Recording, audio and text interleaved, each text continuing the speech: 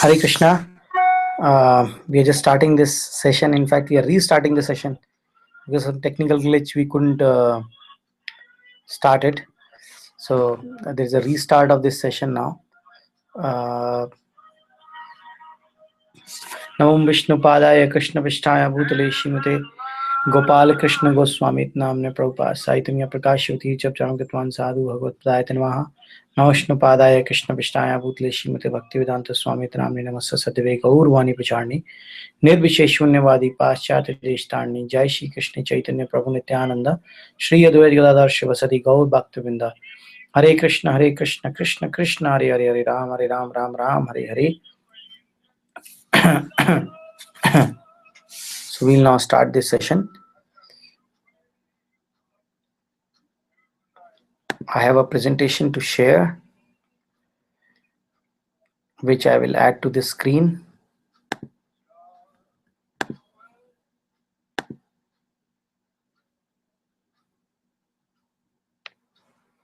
Yeah. So today's topic is who am I in true sense? And before we start this, I would like to narrate one small story. And this story is such that there was a rishi by name Lomash Rishi, and it was said that this particular rishi will live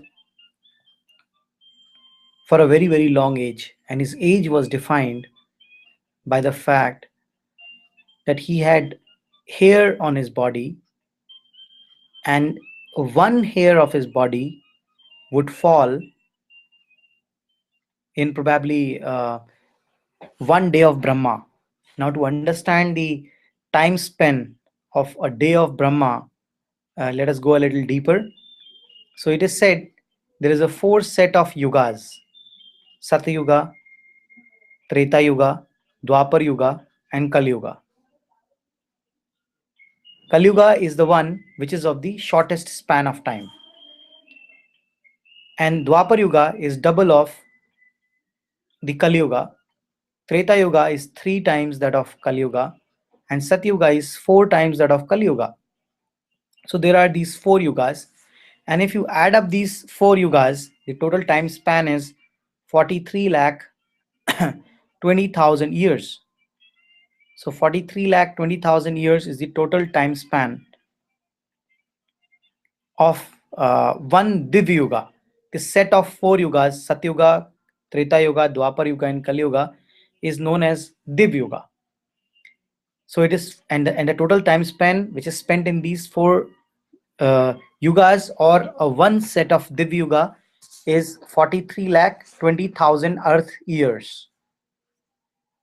Now, while that is known, let us move a little forward. In the one day of Brahma, there are 1,000 such Divya Yugas. One Divya Yuga is a set of 4 yugas: Satyuga, Treta Yuga, Dwapar Yuga, and Kali Yuga. And Brahma has 1,000 such Divya Yugas in his one day, and his night is also equally long.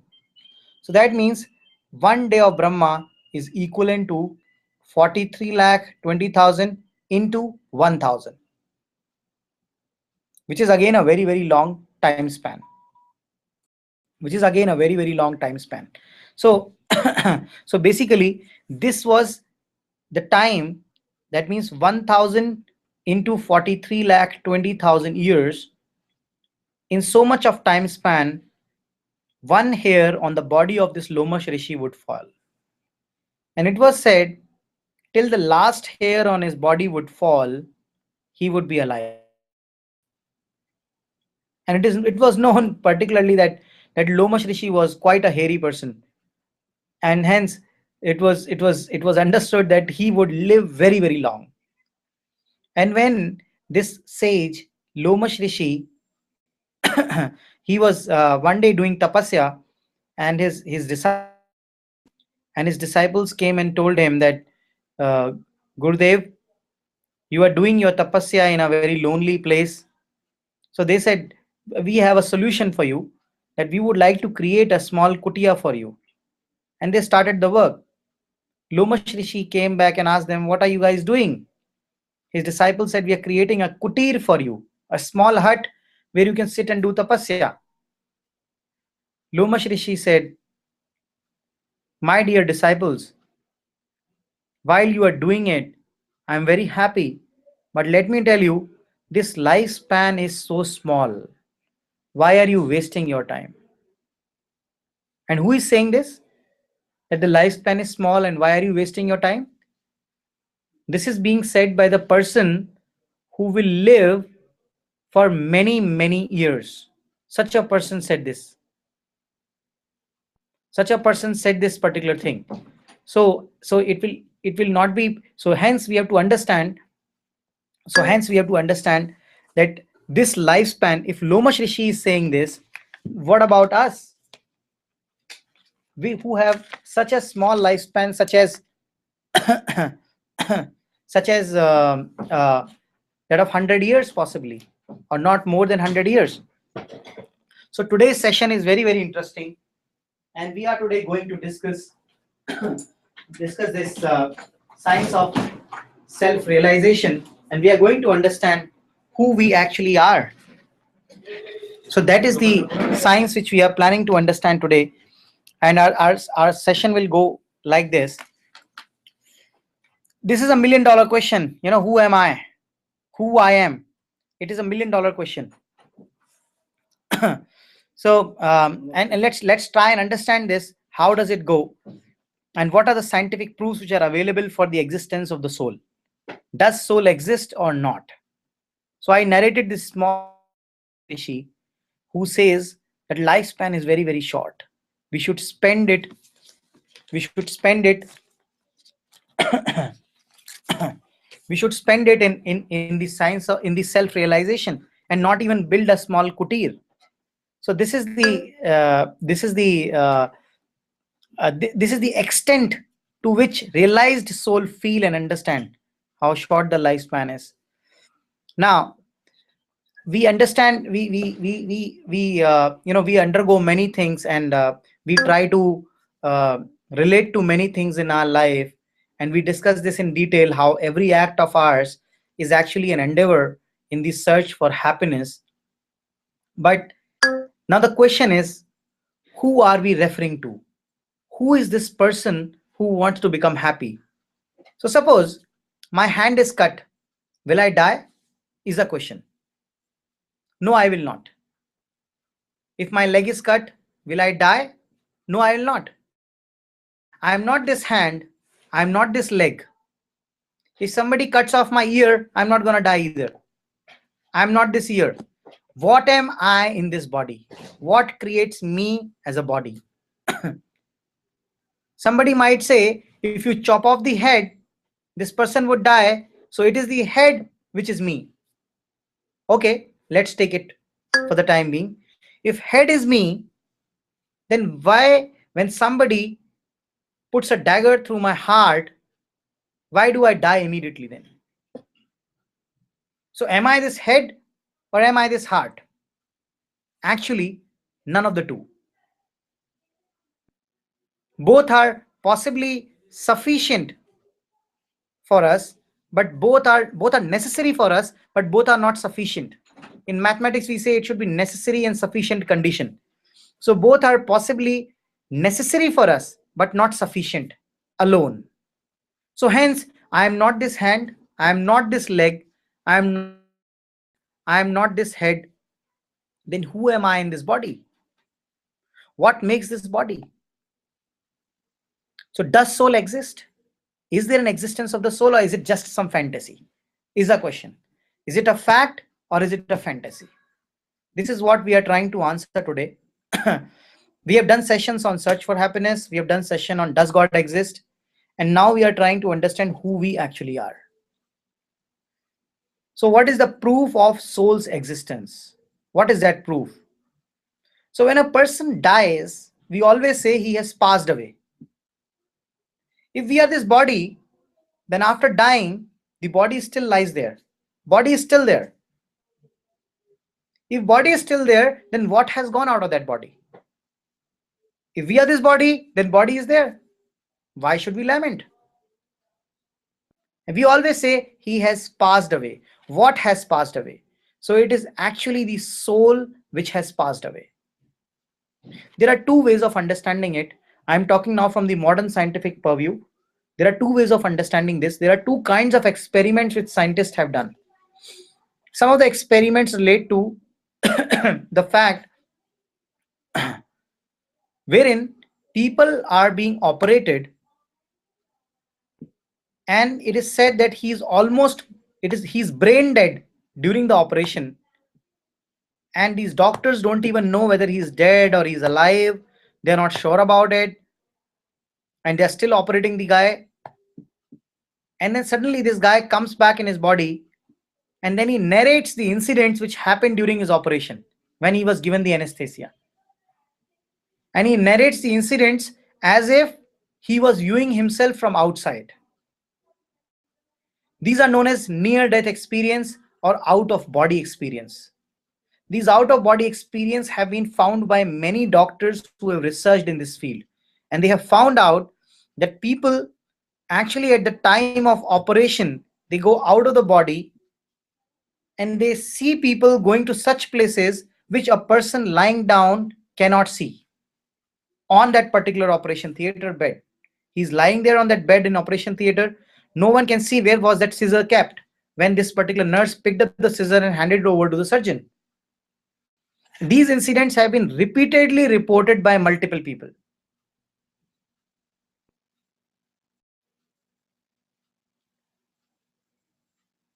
Yeah, so 11 to 14% of average American population who are mentally and physically healthy have had out, and this is the medical journal of current problems in pediatrics. Enough research in near-death experience with impeccable scientific credentials. This is by Dr. Michael Sabom, a cardiologist and professor at Emory University Medical School. Enough research has been done. And if you can see this particular picture, which is visible in this presentation, see that there is a person who's standing on top and he's seeing himself in that way. He's seeing how this person is being operated. Now, there is enough scientific evidence available in this regard. We will have to believe it. And in case you want to have a reference, you can go and look at these websites and you will find it. Let's move a little forward. This is past life memories. Now I'll give you an example. There was this boy in South India, and he used to say that he knows Udaipur city very, very well. And he was he started remembering. He was just 4-year-old, and he started, this 4-year-old child started remembering his Udaipur and how the Udaipur city is. He's never been to Udaipur. One day his parents and everybody around, even the doctors and everybody who felt that, they just got fed up with this, and they said, okay, let's take him around. Let's not tell him that we are taking him to Udaipur. Let us see if he really identifies that place or not. And they took to the city of Udaipur without telling him that he's been taken to Udaipur. As soon as they got off the bus, this guy looked like as if he's on an autopilot. He started walking down the streets confidently. Just 4-year-old boy. Without telling anybody what is happening around. He just walked and people were just following him blindly. He said, this is this market, this is that market. And he said, I was chief of the museum. He took everybody to the museum and he opened the doors and he said, I used to sit there. Everybody was so surprised, a 4-year-old boy talking like a mature person in his thin voice, childlike voice, but talking like a mature person, telling everything precisely as it exists. Surprise was when he took them to an internal chamber and he said, if you remove this picture, you will find a secret room inside. And then this picture was removed in that museum, and to everybody's surprise, all of them found a secret room inside, which was behind this picture. Such impeccable evidences are available.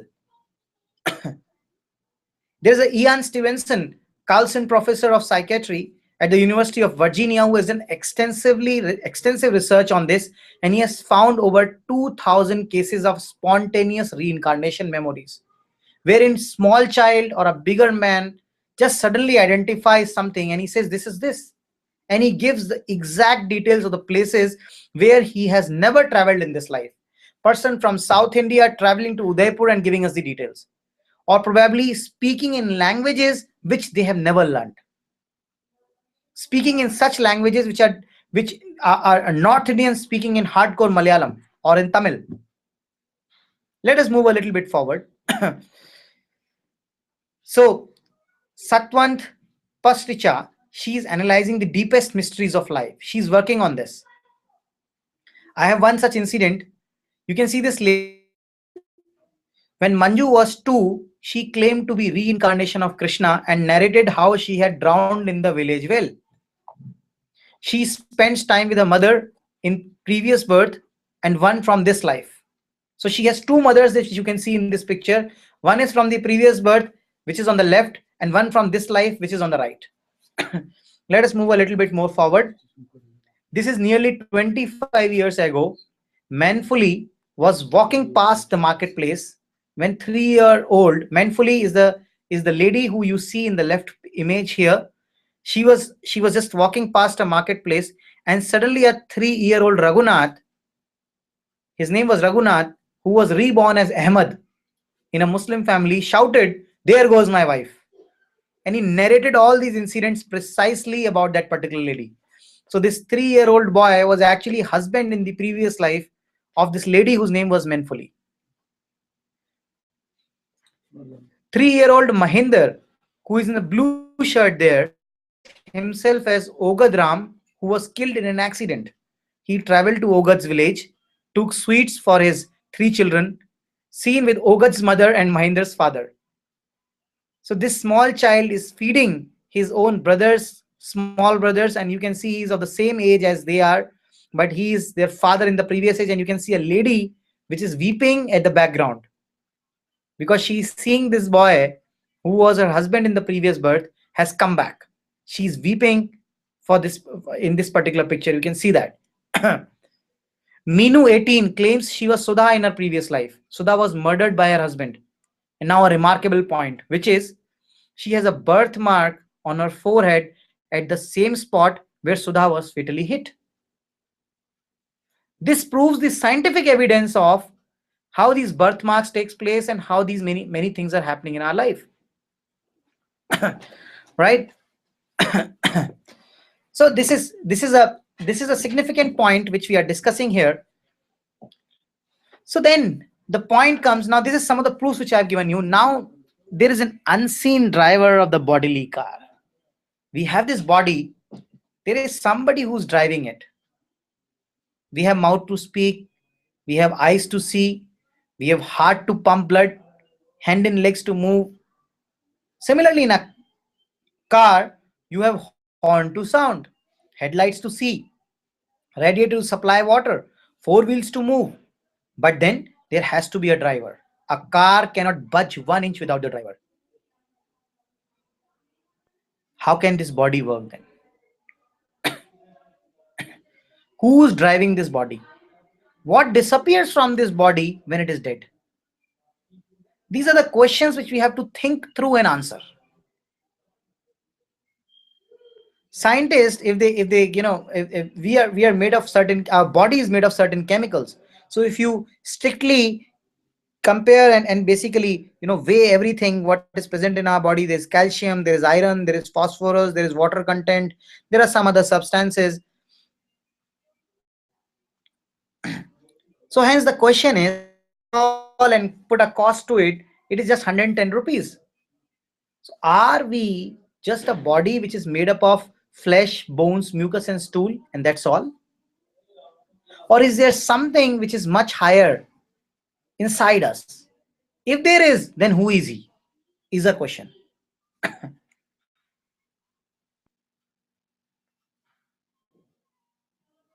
So today, there are 2 industries which are flourishing most.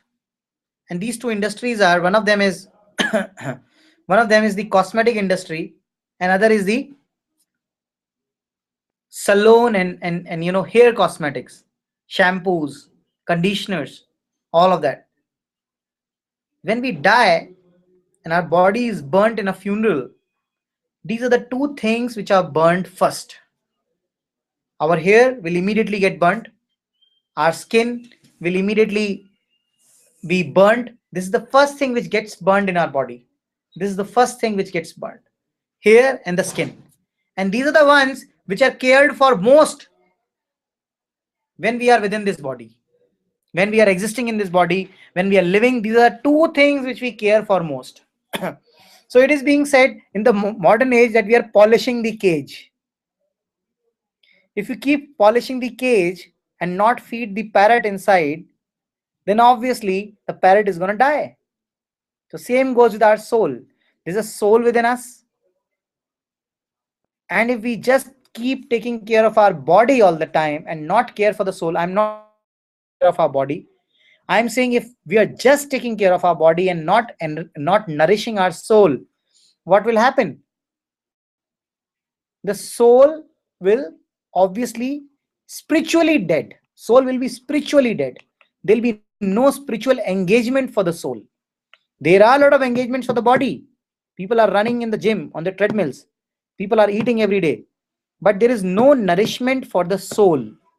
And the parrot which is inside this cage is always struggling. It wants peace. It wants happiness. There is an endeavor and search for happiness, but we are not getting it.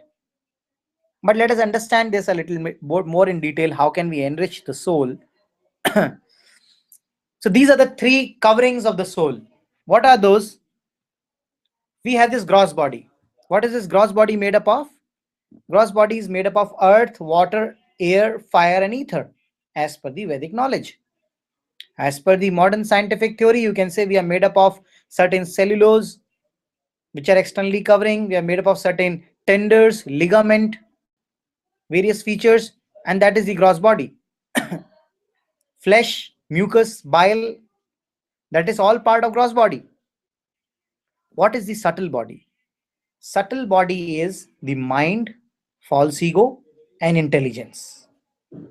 These are the three elements which are existing beyond the gross body. Gross body is just this flesh, bone, mucus, and bile.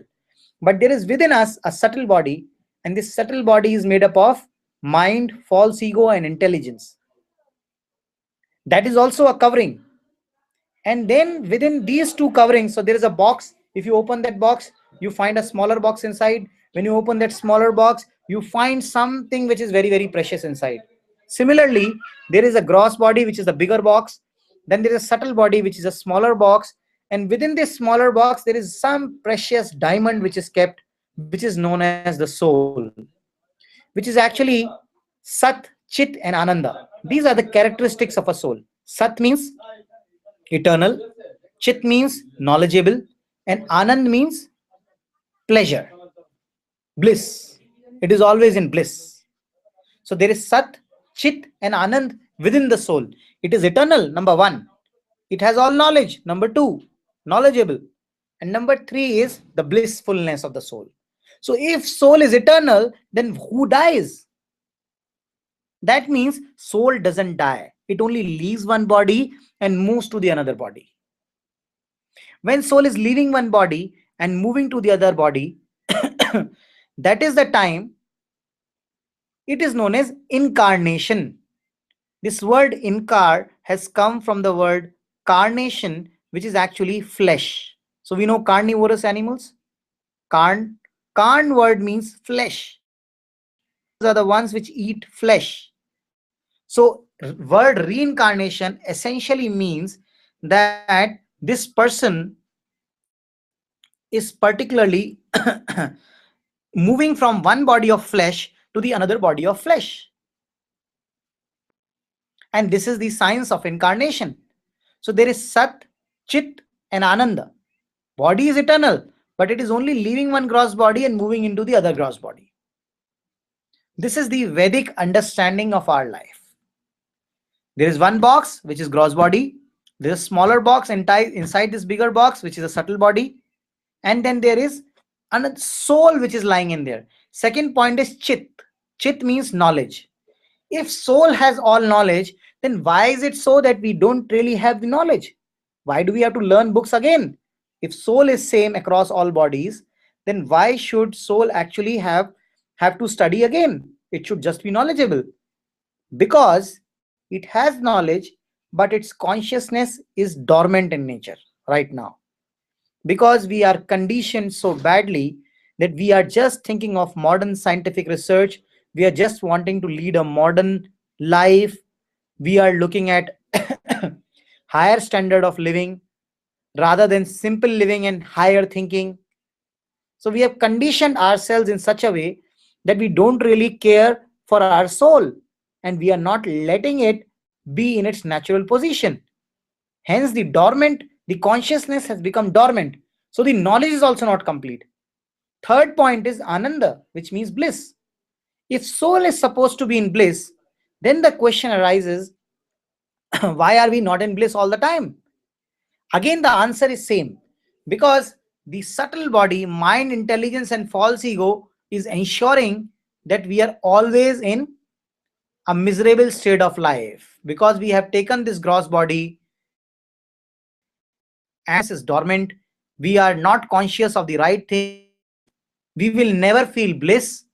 We will neither feel all knowledgeable, that is chit, and we will nor feel sat, that means eternal. We will feel we are dying. We will not feel that we are eternal. So how do we feel that we are eternal? Once we are situated in the right consciousness, once we know that we are the soul, we are not this body, only then can you think, can you be in a position which is Satchit Ananda. Now, one way of understanding this is theoretically. I have told you something today. We are discussing some topic today, and we understand that, okay, Satchit Ananda, soul is Satchit Ananda. We know this at the level of knowledge, but we don't realize this.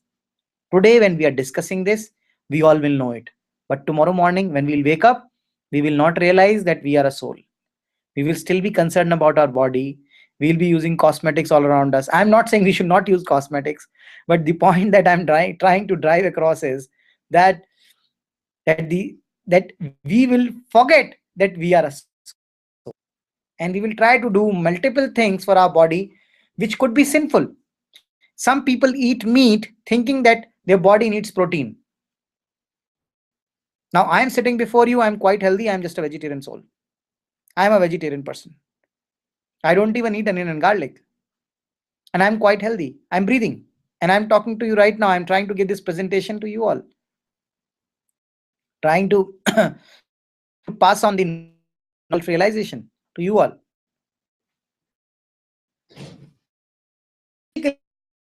We are a soul. We don't realize that we are. At least let us know. I've always given this example. There are different classes of men. So one who will be is a ditch. Please don't walk towards that ditch and you will get hurt. Person here go. There is a second. This is the first he understands. Okay, there is not go. Then the second class of person believe and he sees that people are falling in the ditch. After he sees that people are, he says, "Oh, one should not go there. Otherwise, one will fall in the ditch. I will never go there." This is second class of person. Third class of person, even after seeing people falling there, he still goes there and falls in the ditch. And then there is a fourth class person, and then he realizes, sorry, the third class person, he realizes, he's known as third class person. He goes there, falls in the ditch, and he realizes, oh, next time I will not fall here. I will not come here, I will not fall in. Fourth class person, he will go there. First, he will hear that there is a ditch, he will not believe. Then he will see people falling in that ditch, he will not believe. Then he goes further and he falls himself in that ditch, he will still not believe. This kind of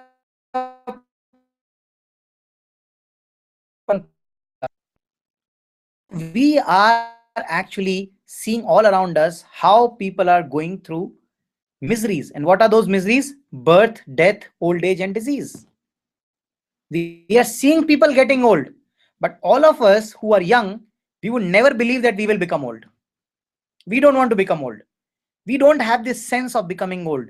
We don't think that someday we will be on a wheelchair, our knees won't work. We don't realize this. We don't even want to think about all those things. This is known as closing your eyes despite seeing a danger ahead.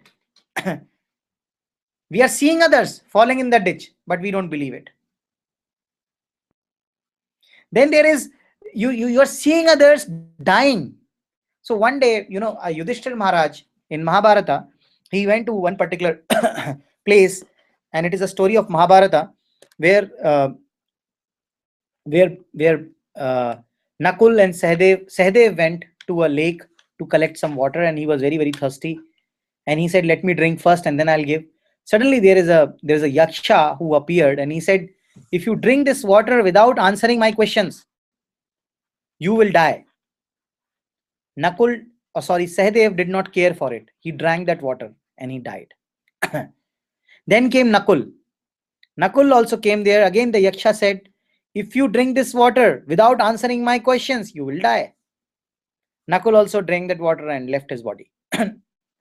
Then came the other one, the Arjun. Arjun also did the same. Bhim also did the same. In the end, Maharaj Yudhishthir came. Yaksha said, all your brothers have died. You can see them. They are lying here around you. Actually, Bhim and Arjun did not actually. They saw their brothers lying in there, and they were dead. But they did not. They did not heed this particular yaksha, and they still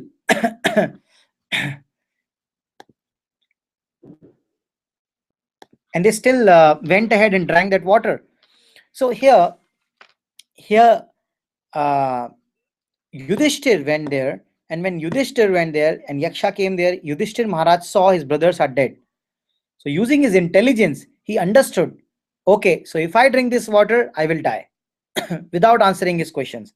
And then one very, very interesting question was asked by this particular yaksha, in which this yaksha said, yakshas asked him, what is the most surprising thing in this world?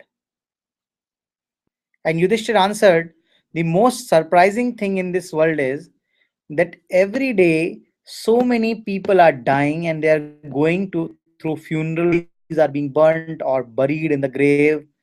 So many people are dying, but still the most surprising part is nobody believes that he's also going to die one day. None of us believe, who are living here today, sitting in our drawing rooms, sitting in our study rooms, working in our kitchen, hearing this presentation, I sitting here in my room presenting this to you, none of us actually believe that we are going to die. We think we are always going to live. Yudhishthir Maharaj gave this as an answer to this yaksha, that this is the most surprising element of this world. The question which was asked was, what is most surprising thing in this world? Yudhishthir Maharaj answers, the most surprising thing in this world is that nobody believes that he is ever going to die. Ask this question yourself. Nobody is there with you in your room. Ask this question to yourself. I will also ask this question to myself. Do I believe that I'm going to die? I'm enthusiastically doing multiple things in my life, but do I believe that I'm going to die? Is a question. Yeah.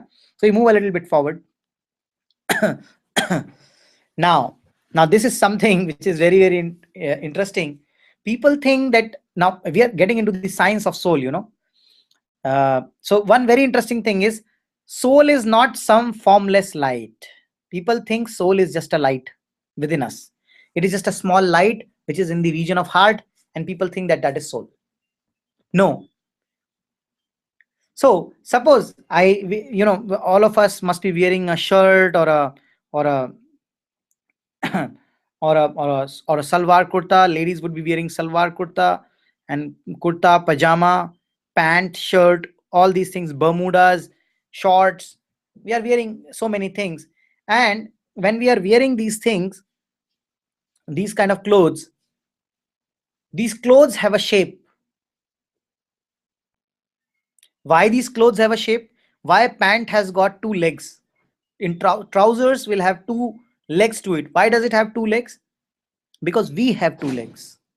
If we had 3 legs, we would need a pant with three legs made in it.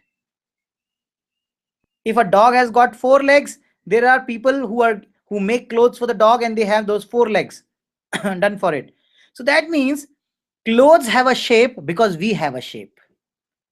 Similarly, our body has got a shape because our soul has a shape. Now this is a revelation. Soul has a shape. Soul is not just a formless light. It is not just a light. What shape it has? That is your eternal form. That is your real constitutional form. Shape of the soul is the real constitutional form which we have. And if we act according to that form, our work will be perfect. Whatever we'll do that perfectly. If we work as per that form and as per the perfect consciousness. Only form doesn't matter. But the point is, the form of the soul can only be realized after your consciousness is right. If you think in the disturbed consciousness, in the distorted consciousness, we will be able to realize what our true form of the soul is? No, sir, we cannot. So first thing which we have to do is get to the right consciousness. Once we have this right consciousness, then we will realize what is the form of our soul. Who are we? Are we like do we have 2 hands? Are we a deer? Are we a peacock in the Vaikuntha or on a Goloka? Who are we? Are we just a grass on which Krishna may walk sometime and we'll give pleasure to Krishna? Are we a cow there who Krishna will play with? Are we following Yashoda and Nanda Maharaj? Are we like the gopis? Are we like the gopas who are serving Krishna? In Goloka, everything is centered around Krishna. Every activity is centered around Krishna. If such a thing is happening in Goloka, that is the real pleasure of the soul. So this identifying what is your soul, identification of soul or the shape of the soul is known as Swarupa Siddhi. Who are we actually? What is the shape of my soul? How will we know that? We can know this only and only by having the right consciousness. Once our consciousness is purified, once the conditioning which has been done on our soul again and again and again throughout so many millions of births, once that conditioning of the soul and the dirt which is accumulated on the mirror of our heart is cleaned, then we will be able to understand what our soul is. It is said in Sanskrit, Cheto darpana marjanam bhav mahadavagani nirvapanam Shreyakairava chandrika vitaranam vidyavadu jivanam. It is being said, Cheto darpan marjanam. On the chitta, chit means on the heart, darpan means mirror. On the darpan or the mirror of our heart, there is lot of dust which is accumulated over many years. This dirt needs to be cleaned. If you see your face in a mirror which has dust all around it, what will you see? You will only see dirt. You will not be able to see yourself. Then how will you know who you are? To know who you are, the first step which we have to do is we have to clean the dirt on our heart, mirror of our heart. Once the mirror of our heart is cleaned and all this dust is removed, only then we can see our true self in that mirror, and we will know what is our real nature, who we actually are, what is our form. So we have to work towards it, and that is what is being requested here. That is what is being requested here. And to understand what our soul is, soul which has got shape, what shape has it got, what specific service has it got, is what we have to understand.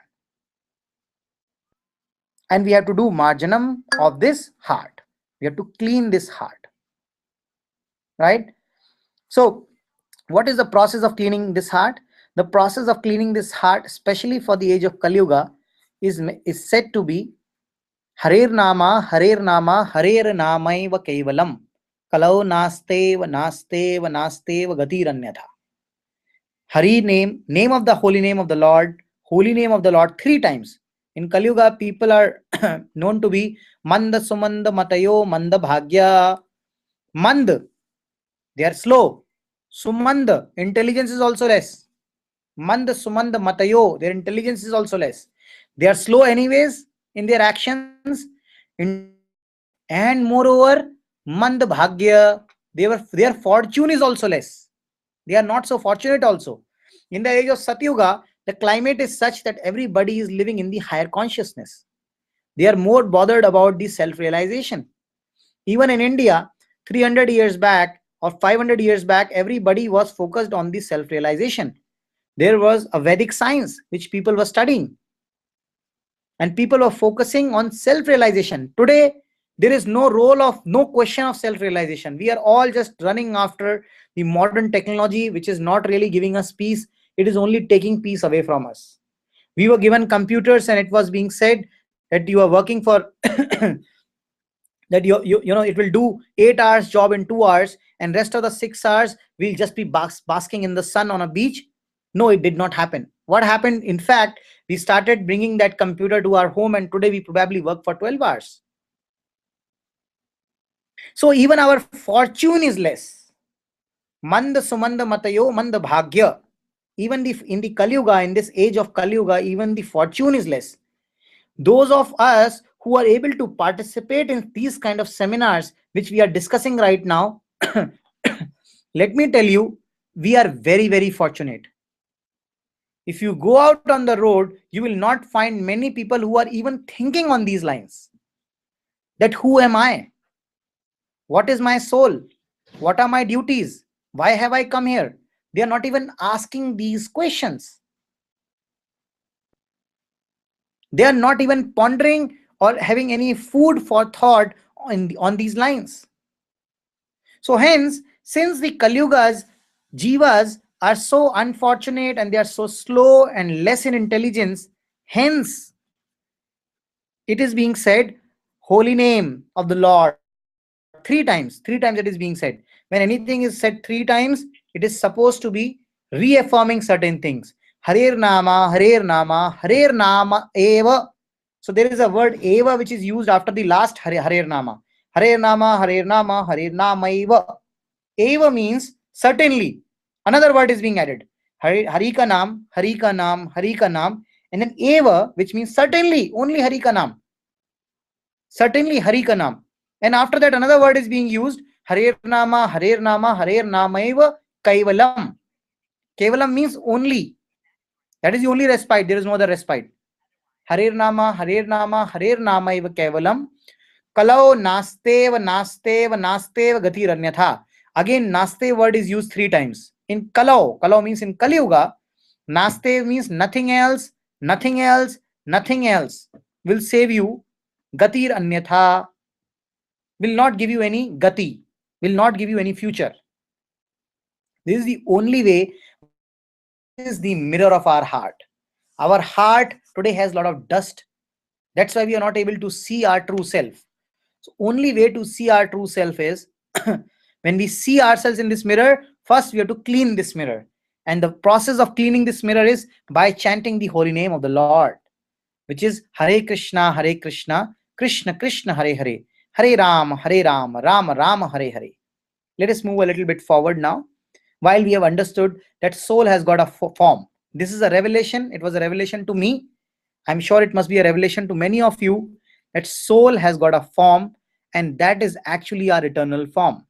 And once we go to the spiritual kingdom, once we go to the Vaikunthas, there the spiritual body is expanded and it becomes bigger. And that is where we start functioning in the natural way by serving the Lord. Now, in Bhagavad Gita 2.23, it is being mentioned that soul is indestructible.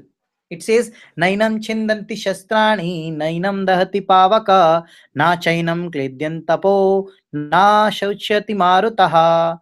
Now, there are different ways of defining things. So suppose I have to define certain thing, then while I define it, and suppose I have to define an electron in physics. And if I give you the definition of electron, that it is a gas, and electron cannot be seen, electron can only be seen as a gas because there is Heisenberg's uncertainty principle, and because of the Heisenberg's uncertainty principle, this electron exists in such and such way, and this is how it rotates around the nucleus. And I give you all this science, and you will say, but I don't know what is Heisenberg's uncertainty principle, so I don't understand it, I don't know what you're talking about. So hence, whenever you have to make people, when you have to give the knowledge to somebody, you have to give the knowledge by giving the reference point of what that person already knows.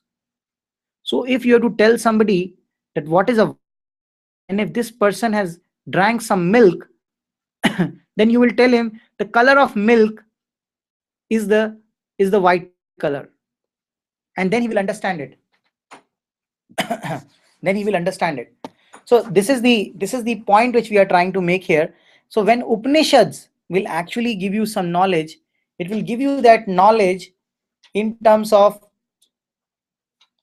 uh, what you already know.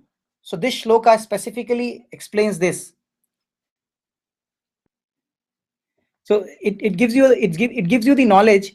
It gives you the knowledge in terms of what you already know. So here this shloka is telling us this is a definition by negation. You are defining, but you are saying, when I say what is milk, you say milk is not iron, milk is not copper, milk is not air, and then it brings me to, okay, so milk is nothing solid, milk is nothing gaseous, so that means milk is something liquid, and it brings me to that particular thing. So this is known as definition by negation. So here we understand when it says Nainam Chindanti Shastrani, Nainam Dehati Pavaka, Naiti Naiti principle of Upanishads, which means it is not this, it is not that, it is not this, it is not that. So this is what Krishna is trying to do in the second chapter of Bhagavad Gita, 23rd shloka. He's saying that soul can never be cut into pieces. Cannot. Word not is being used. Nainam Chindanti Shastrani. Soul can never be cut into pieces by any weapon. Nainam Dehati Pavaka. It cannot be burned by fire. Na chainam kledyan tapo, nor moistened by water. Na shoshanti maruta, wind cannot dry it, or nor withered by the wind. So this is the way in which soul is being defined for our convenience, because we understand. Are you getting it? It is the way the soul is being defined. It is known as process of definition by negation. So now we end it here today, and I open it for questions. We will have again on next Thursday. We will have a further session on this, and it will be second part of Who Am I. We have not finished it yet. So please join me on next Thursday. Same link. You just have to see this particular link. People can join us on phone. Invite questions to people on the phone. Hare Krishna, Prabhu. Hare Krishna.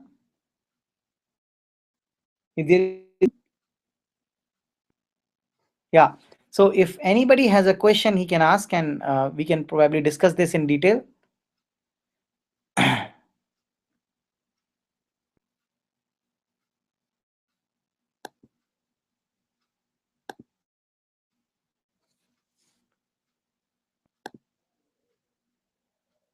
So either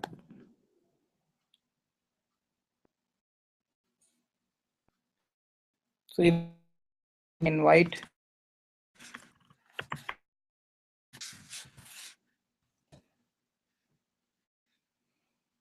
or you can possibly write your questions in this and leave it for me, and I'll get back to you. You can also 0431297993 to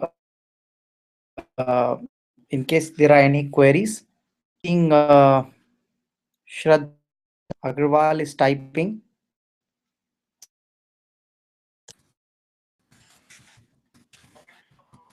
Yes, Prabhuji, please.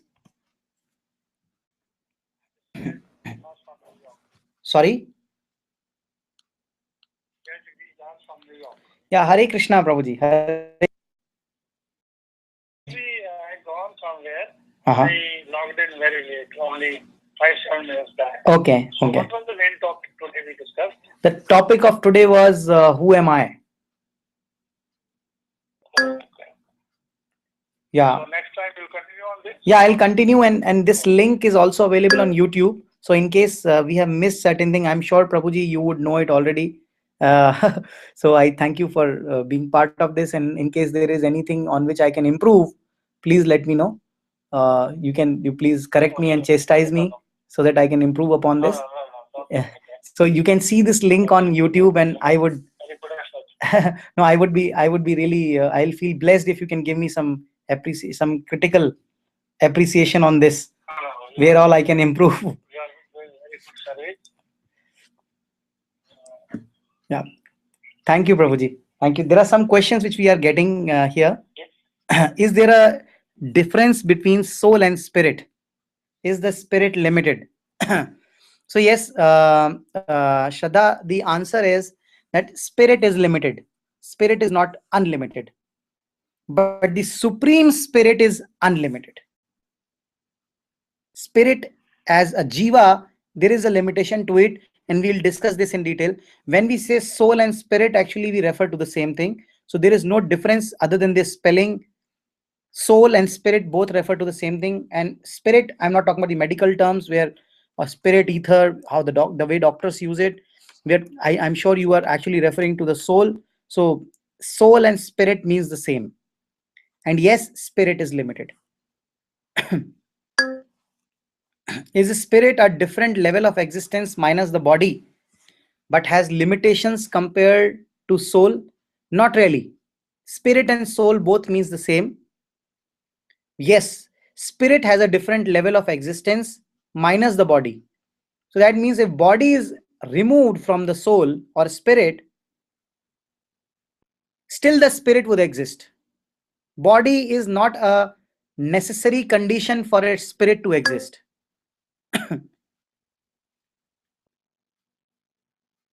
And when you say but has limitations compared to soul, yes, spirit has limitations compared to supreme spirit, but spirit itself is soul, so you cannot distinguish between soul and spirit. It is only a different way of addressing the same thing. Soul and spirit mean the same. Yes, that's right. Yeah. So this is the point. And then I am having a reaffirmation from Judge Jagdish Prabhu here, who is saying that the answer and the explanation was right. I thank you, Prabhuji. Next is there is again a question: how can we watch this class again? You can watch this on YouTube. So I'm going to post this link right now in some time on in this particular session itself, so you can watch it on that YouTube link. Yes, Prabhuji. There is a channel on YouTube which we have started, which is in line with this science of self-realization. We have done multiple sessions, so all these sessions are available there. You can watch this class again on that particular session. Yes, Prabhuji. I will, Prabhuji, 100%. There is one more question. It's very encouraging to see that people are asking all kind of right questions. So the question here, which is asked by Vipin, is that, "Hi, Hare Krishna. This is my first session. My question might be wrong. Sorry about it. We are all in a learning phase, Vipin Prabhu. So there is nothing to be sorry about. As you said that soul cannot be cut by any weapon, and you also said that soul has a form inside our body, but our body part can be cut in an accident. So in this case, what happens to the soul form?" So we will learn this in next session, that how minute the soul is. For anything to be cut, there should be another element which is smaller than it, for it to penetrate within that smaller thing. Point here is that soul is so minute and small. It is said shat, the hair balagra, the hair, the tip of the hair, if you cut it 100 Tip means a point on the hair. You have this long hair.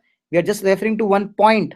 If you see that cylindrical form of the hair, just a point of that hair tip, if you cut that into 100 pieces and cut one such 100th part of that tip of the hair into further 100 pieces, that means 1/10,000th part of the tip of the hair.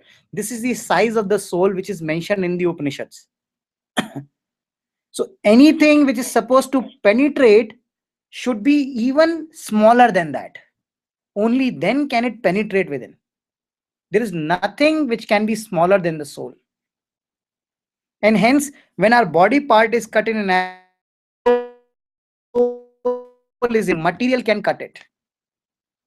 That's the conclusion of the Upanishads and the Vedas. I hope, Vipin, I have answered your question. If you have any further query, please bring it up.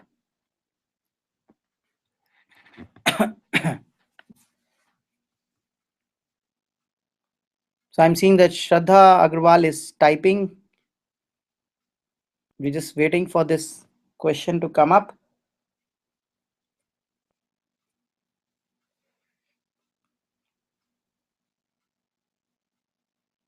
You are on the computer also? Yeah, I'm actually on live on the system. So this session is also live. So I'm hearing okay, Prabhuji.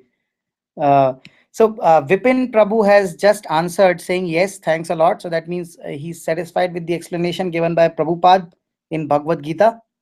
Srila Prabhupada ki jai. Now Biren Gosai is typing. I'll wait for his answer.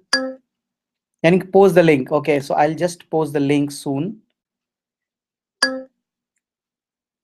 I will just post the link in 1 second.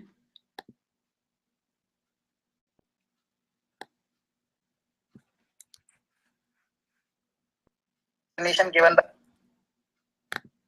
Yeah, so I have now posted this link. You can all see this seminar anytime on this particular link. Now, one more question which has been posted by Shraddha is, Prabhu, if memory is not part of our brain, which is matter? When our loved one die, would they remember us? So now this is a good question. So let me tell you that when we die, what happens? Is it the only soul which goes out of the body? The answer is no. It is not just the soul which goes out of the body. What goes out of the body is the subtle body along with the soul. So it is mentioned in the Shastras and in the scriptures that when Yamdutas pull us outside our body, they don't just pull out the soul, because soul will not feel any pleasure or pain materially. So if that soul is taken to hell, no punishment can be meted out to a person who doesn't feel pain or pleasure. Moreover, that person should know what he has done. So what they do is they take out the subtle body along with the soul. In the subtle body, there is mind, intelligence, and false ego. And this false ego is the database of all our activities which we have done. So this false ego has got the database of all the activities which we have done. And hence, this false ego will ensure and will keep reminding us of what we have done in our past life. But when we move into the next body, we forget what happened in our previous life, but some people still do remember, which shows the continuation of soul in various bodies. We were just discussing this, how one person is able to remember what was he in his previous life. And he went to that particular city of Udaipur and he walked as if, this 4-year boy who walked in that particular city as if he knows every nook and corner. And he told certain things which nobody could know. Some secrets about his family which he revealed, this 4-year-old boy who lived in South India. So hence, we remember sometimes of our past life, but most of the time it is erased. And our consciousness becomes so dormant that it is then redeveloped. So memory, which is part of the one, it goes only in the form of the false ego, till we are dragged to hell or heaven or wherever. But then this consciousness, this knowledge of our previous life again becomes dormant because of the illusory energy. Whereas Krishna, on whom this illusory energy does not act, he will always remember what happened in the future, what happened in the past, what is happening right now, and what will happen in the future. Krishna says in the Bhagavad Gita to Arjuna that I know that I existed, you existed, all these kings existed in the past, they are existing right now in the battlefield, and they will exist in future also. So only the Supreme Soul has got the power to understand, and there are certain souls which are empowered by Krishna or God to understand, to be Trikaldarshi, only they can understand it. Yeah, I hope I have answered your question. Yes, Prabhuji, please. Just one related question. You just explained the soul doesn't go alone. It's simple soul is there where intelligence, false ego, and mind goes, so that they can feel the pleasure of the thing, of previous currents and all that. Yeah. So does our senses also go into subtle body? That's my question. So Senses like right. hearing, touching, taste, and everything. Right. So Jai Jagdish Prabhu has asked a question. He's saying that when we know that it is the subtle body which goes with the soul when one person dies, and it is not the gross body which goes. So the question which he has asked is that does that mean that when our subtle body goes along, also do the senses also go along? So the answer to this is that senses can only be felt when there are sense objects present. So one can only smell when there is a nose. One can only taste when there is a tongue. One can only see when there is eyes. And only then one can have a pleasure. So that is why when somebody leaves a body in such a way that he is not supposed to leave, then he is not given a body. Suppose somebody commits suicide and we have to go through this misery. We are going through this misery. We have to wake up every day in the morning when we don't want to wake up. We have to do certain to do. Some people are not able to sustain this. Try to escape out of this jail. They want a shortcut.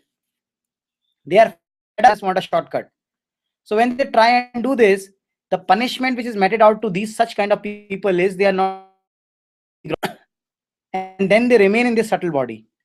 And these people who remain in the subtle body, we call them technically as a ghost.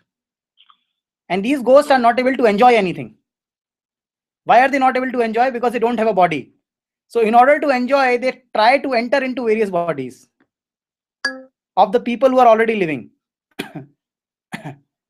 So when people who are already living in these subtle bodies and with the soul, the people who are not given this gross body as a punishment, they are not able to enjoy. So answer to Jai Jagdish Prabhu's question, I'm attempting to answer. He's a very senior devotee. I'm just attempting to answer his question.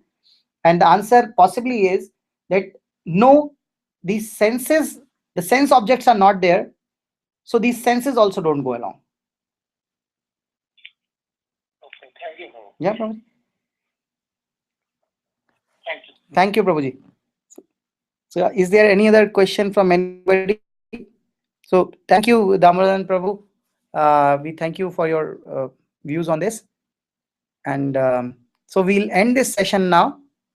We can discuss this in detail probably in next session also. It will again be on the soul, science of soul, and who am I will be the session. So we'll take it again forward. Harinam Sankirtan ki jai, Srila Prabhupada ki jai. Nitai Gaur Premanande, Hari Bol. Yes, I have posted the link. I'm going to send this link to I'm going to send this link to Prabhuji. I'll send you this in the form for mail. I have your mail ID. I have otherwise posted it here right now. So I'll just send it right away. Yeah.